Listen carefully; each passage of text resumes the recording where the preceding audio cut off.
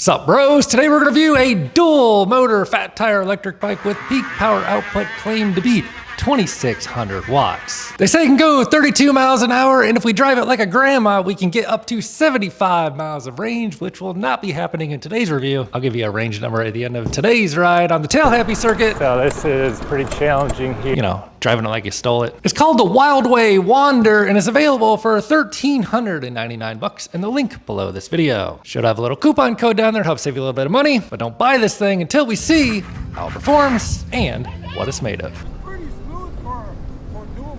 Motor's pretty quiet. It's pretty. On the turns, it did pretty good turns for being dual motor. Let's check it out. So looking forward to getting out there and wandering around. But first, we gotta build it. This one's got the tall 26x4s, knobby tread, of course. Front motor is listed as 48 volt, 1000 watt. Stopping power up front will come courtesy of a 203 millimeter rotor. They give me quite a lot of confidence.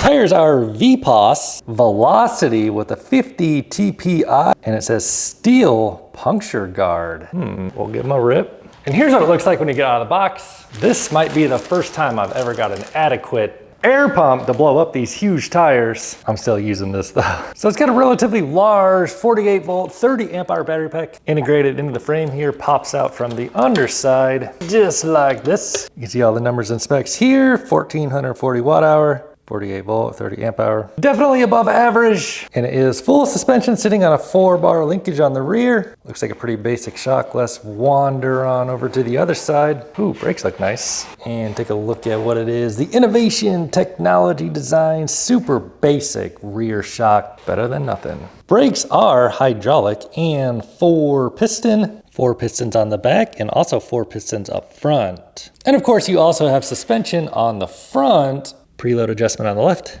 and a super basic lock or open adjustment on the front. It's got handlebars with a stem that has an adjustable angle as well as a healthy rise. This should be a pretty comfy e-bike to ride. And the big fat wide seat should help contribute to that comfort. It does have a quick release, so you can easily adjust where you want it. And before I forget, let me show you the back motor. Same thing, 48 volt, 1000 watts. And while we have the brake rotor rotated, we can see it's also a 203 on the rear, same as that was up front. And getting these front wheels on always sucks. It's usually better just to flip your bike over. I don't want to destroy my new floors just yet. Maybe I'm going to anyway. A bike stand would solve all my problems. For some reason, I don't have one of those. Looks like this might actually work. Boom, baby, I'm a pro. Throw that on, that on, that on, and these. Hit it with some air. Put your fender and light on. Don't forget to add your pedals, which are metal. And finally, after what felt like an eternity, we got this bike built. So let me throw the seat on max height, show you what I look like on this as a 6'5" rider with an inseam of 34. So we do have the step-through frame. It's a kind of high step-through frame because the tires are just so tall. This is a very large bike when the seat's on max. Stepping on through, this thing looks like it's gonna fit me well. Oh yeah, we are large and in charge on this thing. So got the handlebars on like a high setting, seats all the way up, and sitting on that 4-bar suspension on the rear, basic rear suspension. Here's what I look like, what my pedal stroke looks like on max seat height. Yeah, this bike can fit a tall rider. Can it fit a short rider? Let's drop the seat down. So it goes all the way down to here, pretty darn low actually. And that gives you like a more upright riding position with the seat all the way down. Handlebars are up. I don't know if this helps at all, but this is what the bike looks like with the seat on min. How heavy is this thing? I'm just gonna tell you bros the numbers. Today my weight is 188. I just want to show you that is true. I need to eat more, bro. So I do not have the battery in this bike right now, making it a little bit lighter to pick up. We'll weigh that separately. If I pick the bike up standing on the scale, the number says 280 on the dot. 92 pounds without the battery. She's a heifer. And then the battery itself clocks in at 15.4 lbs. So that means after we drop the battery in here, we're looking at about, these undermount ones are always a little tricky to get in there. Just gotta get the wheel in the right position. We're looking at 107 pounds with the battery in it. That's a big bike.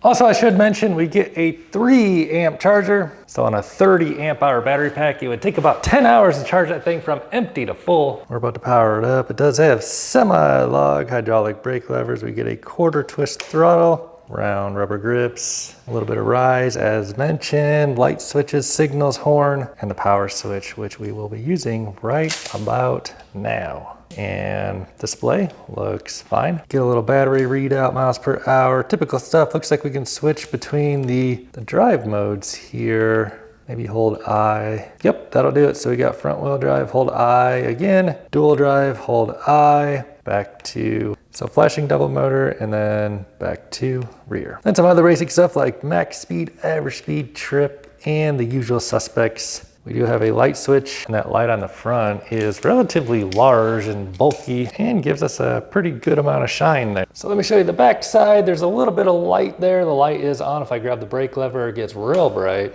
Light switch button will turn off the lights. You still get your brake lever. What happens when you use a turn signal? You do get turn signals, but you can't activate both at the same time. No signals on front, which is actually pretty standard. Wonder how loud the horn is. I don't know. Let's try to find out. Pretty chill. Oh, I think there's one last thing I forgot to mention. We do get the 7-speed Shimano shifter. A fairly large chain ring up front for some higher speed pedaling. Round back we have the Sun Run index system, 7 gears back there with a Shimano tourney derailleur and a little derailleur guard in case you go buck wild and flip this thing over. So without further ado, I think you know what time it is. All right, dudes, let's go wander around on the Wildeway. And of course, see what kind of range we do on this big old 30 amp hour, 48 volt battery pack, which is on a full charge. Forgot to mention, they do give you touch-up paint in that little kit too. Got the step-through frame, and considering you can get all this for under 1,400 bucks, doesn't seem like a bad value proposition. Let's see how it performs. So here's what the lights look like in the elevator here. Not the brightest rear light. Front light's pretty bright. So let's give it a rip up the 20% grade. We're gonna see how it does on 2 different motor modes. We're gonna try it first on dual motor, not flashing, and then we'll try the flashing. So not flashing, dual motor, full throttle, ready, go. 200-pound rider. Yeah. Gets off to the line. Pretty darn good here, pulling about 8 miles an hour, healthily pulling us up to 20% grade. Oh, brakes actually feel real good. And we're gonna hold the I button to switch to flashing motors now. I don't know which one is the higher power setting. We'll give it a full go. No! So it feels like this is like eco mode when it's on the flashing dual motors, kind of giving us just a fraction of the power here. So that'll help conserve on the battery and make for a chiller riding experience. And I'll tell you about the riding modes and power modes when we get to the beach. First impressions on this thing, this is large and in charge, bro. This is a huge electric bicycle, so it fits me well. I feel comfortable on it. My riding position is upright. The seat feels comfy. So on the flashing dual motor, the chill mode, it'll kind of cut you off right around 25, 26. Oh, we got cruise control. And there are turn signals on this bike. So let's give it a quick 0 to 20 run. We have it on the highest power setting, dual motor. I weigh 200 pounds, full throttle, ready, go! So kicks on pretty darn good. Speedo lags a bit. 20? Not sure exactly when that hit 20, but this thing gets up the pace pretty darn quickly. There's really not, you know, it's about as fast as electric bicycles do get up to 20, shy of running higher voltage or shorter wheels, which tend to accelerate a little quicker. And let's give it a top speed run, ready, go! So front wheel is like not gonna spin out on you, which is cool. Hitting 20, we'll try pedaling in a bit. 25, and 29 according to the onboard, 30, 31, 32. So GPS is showing the same thing as the onboard, right at about 32 miles an hour and at 33 miles an hour. And at a 48 volt system, that's pretty much where we're gonna top out. And cruise control is on. And brakes do indeed feel good. Not even bedded in yet. They are 4-piston hydraulics on giant 203 rotors. And that was without pedaling. Can you keep up at those speeds?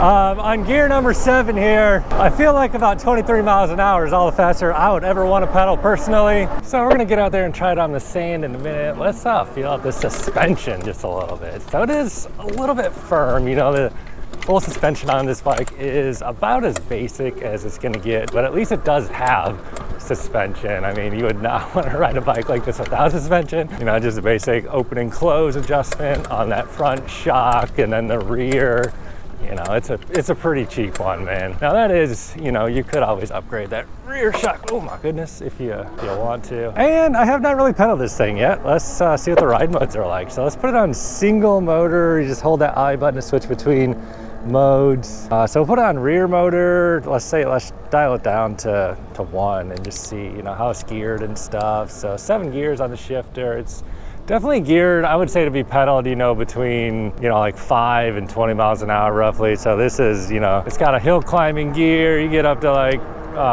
you know, man, pedal assist 1 on one motor is bringing us all the way up to, like 15 miles an hour. It's a gentle power delivery on single motor. Yeah, on gear number 1, I mean, pedal assist mode number 1, we are on top gear of 7, cruising at 16, and it is a cadence sensor, so it doesn't matter how hard you press on the pedals. Unlike a torque sensor, it's not giving you any feedback. It's not giving you power in proportion to how hard you press on the pedals like a torque sensor. This is a simple pedal assist sensor. I'm really curious how it's gonna do on the sand. All right, so that was 1. What if you put it on 2, or I don't even know, 3? I'm not noticing a big difference between the pedal assist modes on single motor here. So let's hold the I button, switch it on over to front motor. So I don't know like what the use case of using just front motor is.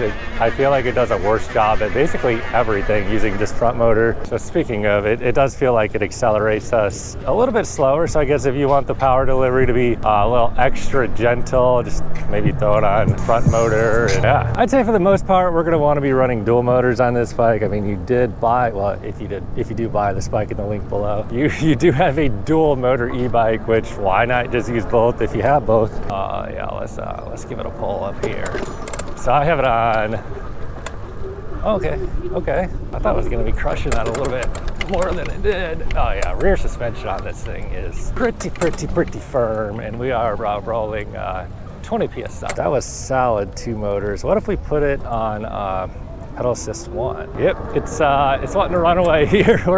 We're gaining, bro. So in terms of pedaling this bike, I would say, you know, unless you get into settings and change stuff up, this thing is trying to go fast. Like pretty much like the slowest it's trying to go is like 15 miles an hour, which I have no problem with. Just letting you guys know how this thing rides. All right, let's see how this thing rides on the sand. I have it on the highest power dual motor, and we have it down to gear number 1. We'll give it a bit of a roll out here, and we got a little bit of people out here, but full throttle here, and it's pulling us right on through at 20 PSI on both the front tire and back tire. Pretty much as expected, a sufficiently powerful fat tire electric bike. And of course we have the tall, knobby 26 by 4 inch wide fat tires, so no problem with traction, especially once we get down here by the water. Now with this suspension, I don't know if I want to hit this bump or not, but let's try it. I'm noticing, you know, like the throttle is, you know, it doesn't like just like hit you with all the juice like right off the line. Let's see if we can get back up this hill and power through the sand. So this is pretty challenging here when sand gets real soft. That squeak is the seat, I believe. And we are pulling through.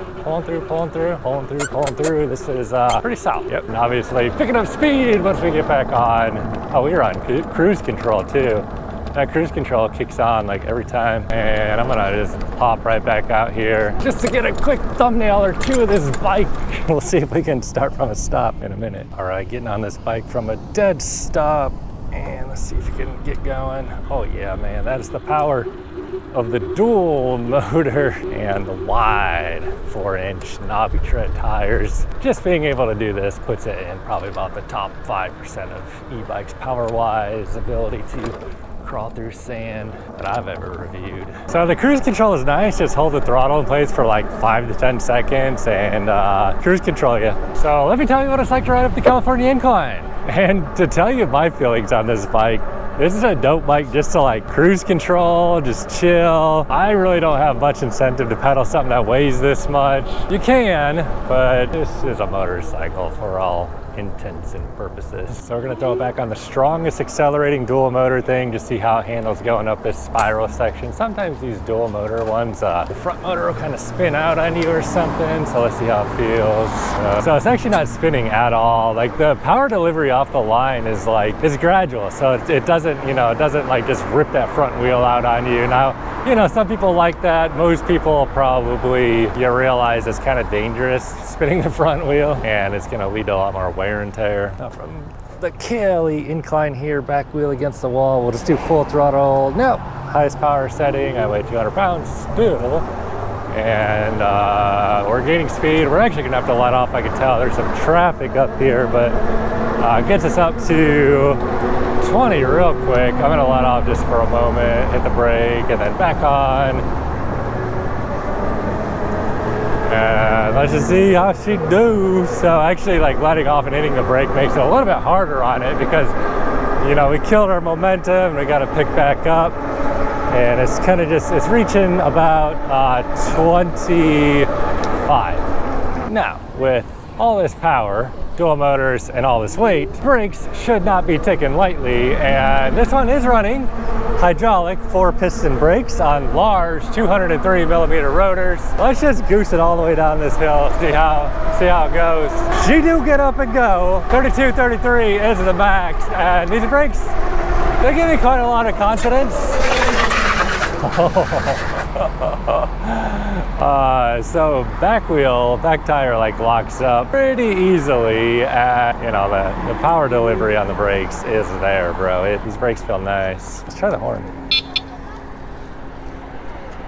Horn gets people's attention without scaring them, so that's good. So let's give it a hard brake test. We'll see what speed we get up to here. Mid-20s, about 25, and I tried to time it to line up with the camera. I just overshot it. Just give it one more pull of the brake levers here. Just over 20, and yeah, dude, these brakes are real nice. Just the way the lever feels in your hand on these semi-logs, connecting up to those 4 pistons on big rotors. Now there is, you know, a decent amount of weight there to stop. Brakes are solid, bro. All right, bro, so we're gonna head on home, see what the final range is. I'll share my final thoughts on this bike along the way. So if you do wanna buy one of these, you can get it for $13.99 in the link below this video. I should have a little coupon code down there, save you a little extra money if you order too. So if you do wanna buy this bike, click on that link, use my link, use my code. It would help support my reviews, and I greatly appreciate your support. You guys are the one that keeps this channel going, bro. So if you wanna see more of this, support your boy. So I mean, at a price of about $1,400 bucks, I do feel like this bike actually does offer pretty good value proposition. You know, it's like a good mix of stuff. You know, it's not like a ton of super premium stuff on here, but also the price tag is pretty darn affordable. I mean, you get a relatively giant battery pack that's not too heavy, so you know, you're gonna get some good range. Like, it's like proper size battery for this much power. You're gonna be able to get some pretty good range and really get out there and enjoy yourself. You're not gonna have to worry about being conservative on the throttle. You're not gonna have to worry about running out of range. And at the same time, it doesn't, like, you know, make the bike too lethargic by being too large. And then, you know, you got the dual motor on there, so of course get all the benefits of that, such as quick acceleration and total power on this bike. Now the launch, you know, it's not like the most thrilling launch, but it does make for like a pretty pleasant riding electric bike. Like, it's powerful, but like the power delivery isn't like overwhelming.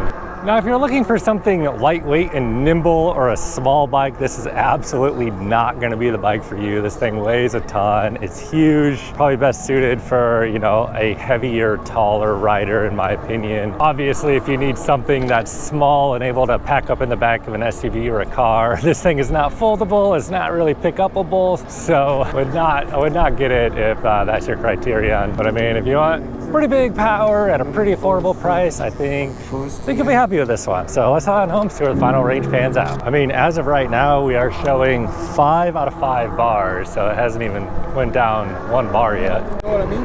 Yeah, no, I get it. That one kind of like cramps up your legs a little bit. Yeah, I gotta pull all the way back. You want to try this one? That thing's pretty cool, dude.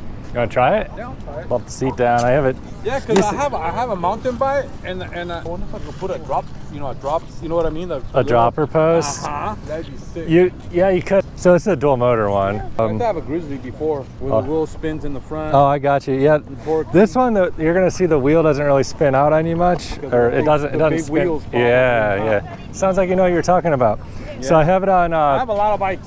Oh, okay. Suron, Talaria MX4. Oh, right on. Ranger. How tall are you? About 5'11". Okay, cool. Yeah. It looks like you fit on this bike, all right? No, but I have a long legs. Oh, yeah, I got you. Even though I'm 5'11", my legs are really like, you know, at like a 32-inch seam. Okay. So as a 5'11" rider on the bike, seat is kind of like halfway down. It's pretty smooth for dual motor.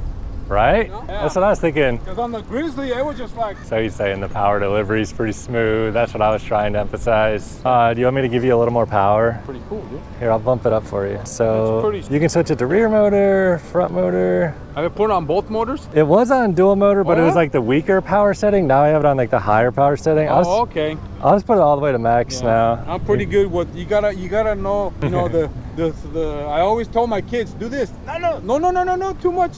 Yeah. No, just like this. I Some know. people just don't get it, man. I You know. Yeah, I gotta feel it. There you go. There you go, he said. So he said he's thinking about getting a taller bike because he's got a little moped style one, which you don't really get the full leg extension on those for a taller rider, even a shorter rider, really. The motor's pretty quiet. Right? For two motor? He said it's pretty quiet for two motors. The motors are quiet. Looks like he's enjoying himself. Usually on this, to make a turn with dual motors, you know, and this is the highest mode. Yep. Yeah, It's on pretty- the turns, they did pretty good turns for being dual motors. 'Cause Yeah. Usually on my Grizzly, I'd be scared with people like, oh, especially where it's like sandy like this. My wife one time, she, you know. Yeah. Yeah. No, I know exactly what you mean. Sometimes the dual motors, the front wheels spin out on you. Especially when you're turning and then you just give it something. Yeah. But this is pretty cool though. This Pretty is the smooth. highest mode? Yep. Oh. Yeah. What size battery? It's 48 volt, 30 top amp heavy hour. though. Top Yeah. heavy? Yeah, Yeah, because really top it's that heavy. big old battery. But Yeah. it's like, you know, on the top. You know? Yeah. Yeah, sometimes what I do, I take the top one out and I just leave the, you know what I mean? Yeah, for But sure. Today I went kind of far. I just want to make sure I have range. Yeah. No, Yeah. for sure. How much do you think it costs? What size motors? It's 1,000 watt on the Yeah. back and front, 52 volt, 60 volt. 48 volt, Oh, the 48 volt? Yeah, about 19. 14. Damn, pretty good. Because usually these big ones are more expensive. Exactly. Especially the big wheel. Because usually I'm at Huntington Beach Yeah. and stuff. you Oh, know, okay. area. Yeah. No, actually, I think the normal MSRP is $2 They're grand. getting cheaper. Yeah, they are. They are. Gonna take a shortcut home today through the alleys back here. Holy crap, dude! Looks like somebody got in a serious crash over here. Wow! Holy smokes, bro! Looks like this dude ran off the road. Looks like this car ran off the freaking road and crashed head on into this brick wall up here. Smashed straight into this wall. Got spilt oil all over the place. Somebody's getting carted off there. We gotta get out of here, bro. All right, dudes. Let's take a look at the final range. So 1,440 watt hours on that 48 volt, 30 amp hour battery pack. Definitely a fairly large battery pack. We did 18 miles today, hour 22 minutes ride time, averaging 13 miles an hour. And the battery is giving us a simple 4 out of 5 bars remaining readout here, which checks out. I mean, you know, like I said, 1,440 watt hours. That's pretty darn big battery pack, pretty much what I expected to see. As I was saying, the battery pack on this, I think, is sufficient. You wouldn't want a bigger battery because it's just gonna make it feel more lethargic. And after 20 miles of range, I mean, we still got quite a bit left on there. So at the current price, linked below the video in the description box, I do think this is, you know, pretty solid value proposition, as I already said. If you do want to grab one of those, click on that link down there, support my reviews by clicking the link and using my coupon code at checkout. However, if this is not the kind of electric bike for you, bro, what you still doing here watching this video? Check this one out. Catch you over there.